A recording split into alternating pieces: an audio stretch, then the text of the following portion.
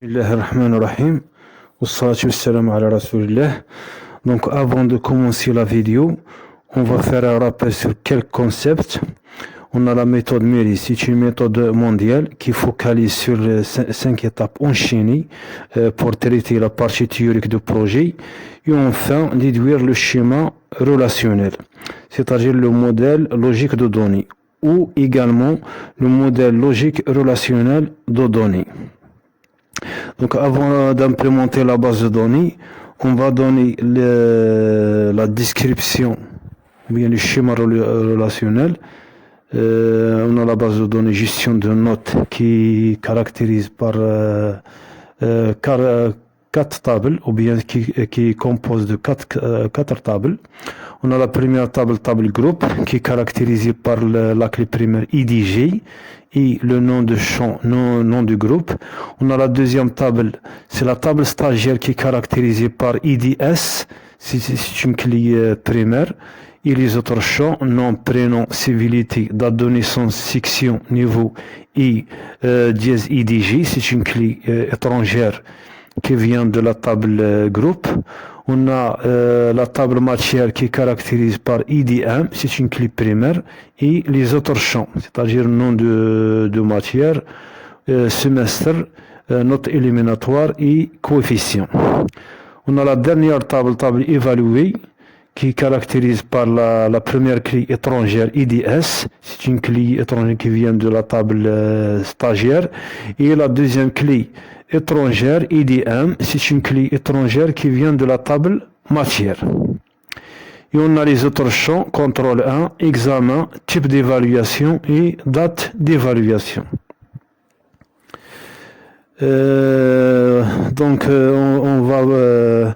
On va passer à l'étape suivante, c'est la création de la base de données, ou bien l'implémentation de la base de données dans Access. Pour ce faire, on a deux méthodes, c'est-à-dire la méthode code SQL et la méthode interface graphique.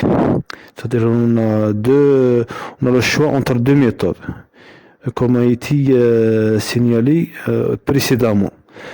Donc on va appliquer lors de la création de la base de données, on va appliquer quelques contraintes, par exemple la clé primaire, les clés étrangères, les listes de choix, les masques, quelques contraintes, c'est-à-dire sur les champs, par exemple nul et note nulle, et saisir les données, c'est-à-dire obtenir ce qu'on appelle le modèle physique de données. Et enfin, finalement, mettre en place la base de données. Donc, avant d'entamer la partie requête, on va donner une fiche de commande. Avant de faire construire les requêtes, on va donner la liste de commandes qui contient l'ensemble des commandes. On va faire ces commandes au fur et à mesure. Pour comprendre la sémantique des requêtes. Et on va commencer par les requêtes, c'est-à-dire construire les requêtes. On utilise la base de données gestion de notes. Travail à faire, on a un ensemble de requêtes et on va répondre à ces requêtes une par une. Donc on va commencer par la première requête, donner la liste des stagiaires. On va donner la syntaxe de la commande select. La commande select, c'est utilisé pour lire le données. On va faire select nom de champ from nom de table. بمعنى نقوم بقراءة الحقول من جدول معين. إذن نقوم بتطبيق النحو select étoile from stagiaire. C'est-à-dire ici on va returner tous les lignes de la table stagiaire. بمعنى نقوم بإظهار كل المعطيات الجدول stagiaire.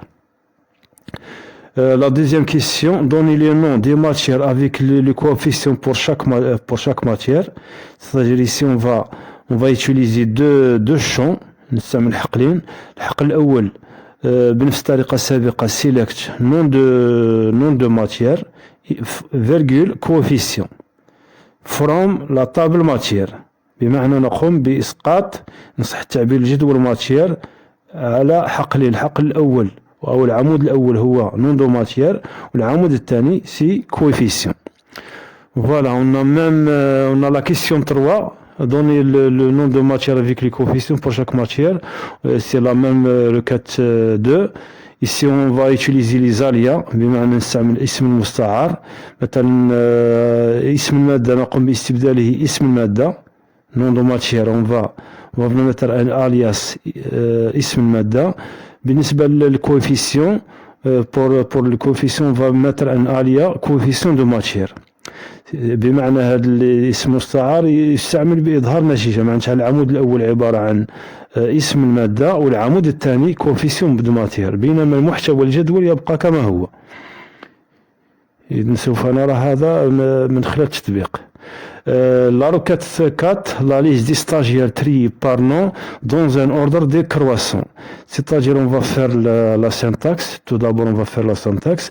Alors, la syntaxe pour la commande order by est la suivante. Select nom de colonne, from nom de table, select معناتها نقوم بقراءة المعطيات من قراءة المعطيات على حسب الحقول، من from من الجدول، والشرط يستعمل الشرط إذا كان ليس لدينا شرط نمر مباشرة من التعليمة order by تعليمة الفرز. إذن order by الفرز على حسب الحقول المحددة بصفة تصاعدية ascending c'est-à-dire de A à Z ou bien descending de Z à A. C'est comme l'Excel. Voilà, on va appliquer la syntaxe. Select étoile from stagiaire, c'est-à-dire on va sélectionner toutes les lignes de la table stagiaire. Order by le nom descending, c'est-à-dire de Z à A. On suppose qu'on a plusieurs stagiaires en même nom.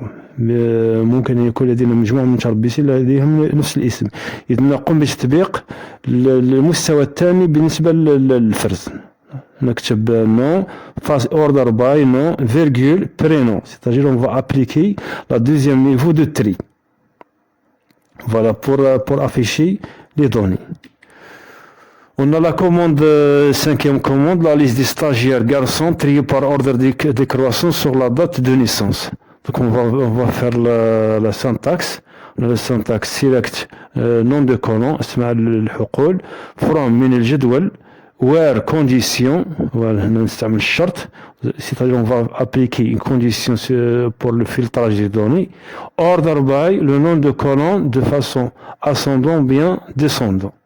Voilà, on va appliquer la syntaxe. Voilà. On va faire le select nom, virgule, la deuxième champ prénom, virgule, date de naissance, virgule, civility. From stagiaire, where, on va appliquer un filtrage, civility égale garçon, order by, date de naissance ascendant, c'est-à-dire de A à Z, de façon تصاعدية, ascending. Voilà. On va passer la sixième commande, la liste des matières ayant un coefficient supérieur à 3, c'est-à-dire on va faire un filtrage, select étoile from matière, where coefficient supérieur strictement à 3.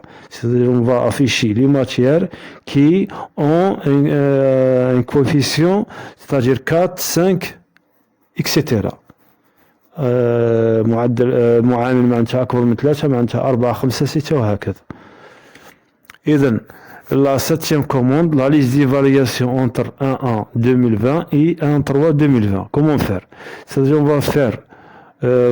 va donner la syntaxe de between.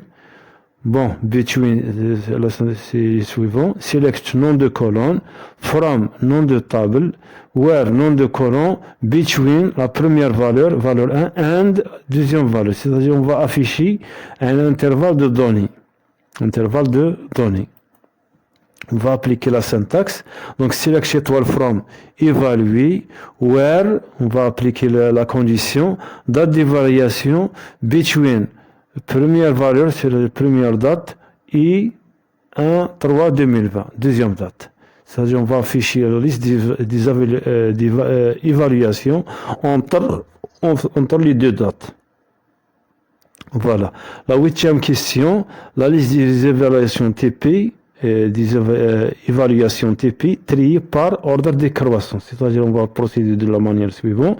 Select étoile from évalué, where type d'évaluation égale TP. C'est une chaîne de caractères entre guillemets. TP. Order by date d'évaluation, descending. C'est-à-dire, on va faire un tri de manière descendante, c'est-à-dire de Z à A. Sur le type d'évaluation TP. Différents types. Voilà. Selon la date d'évaluation, c'est-à-dire de التاريخ الأكبر إلى الأصغر. التاريخ الأكبر إلى التاريخ الأصغر. Voilà. La 9e question, code matière et les notes des évaluations passées par le code stagiaire numéro 20. C'est-à-dire, on va faire select, première chose, c'est IDS, le code stagiaire, virgule, le code matière, virgule, contrôle 1, virgule, examen. From évalué, la table évaluée, where on va faire un filtrage, c'est-à-dire, on va afficher les notes de stagiaire numéro S20. Voilà, tout simplement. La 10e question, la liste et type d'évaluation sont de blanc. On va faire 2 étapes ici. On va donner l'explication de la commande distinct. On va faire select distinct, nom de colonne, from, nom de table, tout simplement. Donc on va faire la première étape, select, type d'évaluation from évalué. Suppose, si cette requête return les types d'évaluation avec 2 blancs, alors on va éliminer les 2 blancs, on va injecter la commande suivante, select, distinct, type d'évaluation from évalué, tout simplement. C'est-à-dire la commande distinct permet d'élimination les 2 blancs. بمعنى التعليمة distinct تقوم بحذف التكرار. Alors la 11e question, la dernière question, donner les 30 stagiaires entre l'année de naissance, c'est-à-dire 1986 et 2006. Comment faire? On procède de manière suivante. Select top 30 étoiles, c'est-à-dire on va afficher 30 stagiaires. From table stagiaire, where years, معناتها السنة تكون أقل أو تساوي من 2006 بمعنى الأعمار بين 15 إلى غاية 35 سنة. معناتها مجال تاع الأعمار من 15 إلى 35 سنة. معناتها 36 سنة لا يأخذ بعين الاعتبار. Voilà. And years, date de naissance يكون أكبر يساوي 1986. Order by, date de naissance ascendant. C'est-à-dire on va faire un tri sur date de naissance de plus petit ou plus grand. من الأصغر إلى الأكبر. التاريخ الأصغر إلى التاريخ الأكبر. Donc on va essayer de pratiquer sur le PCC requête et faire d'autres exercices pour comprendre la sémantique des requêtes. Et on va pratiquer d'autres exercices pour manipuler les requêtes. C'est l'objectif, Inch'Allah, de la prochaine séance. Donc on va donner de manière rapide l'exécution des différentes requêtes. Par exemple, la première requête, il va returner اسم المادة والمعامل. كما تلاحظون اسم المادة عبارة عن الحق الأول والحق الثاني عبارة كوفيسيون دو ماتير بشكل من أجل قراءة المعطيات من طرف المستعمل. Bon, on va pratiquer d'autres requêtes, double clic, ou bien faire CTRL-C, CTRL-V, les notes du semestre, les notes éliminatoires, etc., selon le semestre. La requête suivante, les noms, les prénoms les noms des personnes et leur matière. Requête moyenne, requête 2, c'est-à-dire les noms, les prénoms de stagiaires avec les notes de différents semestres, etc. C'est-à-dire on va pratiquer tout simplement ces requêtes. Assalamu alaikum wa rahmatullahi wa barakatuh.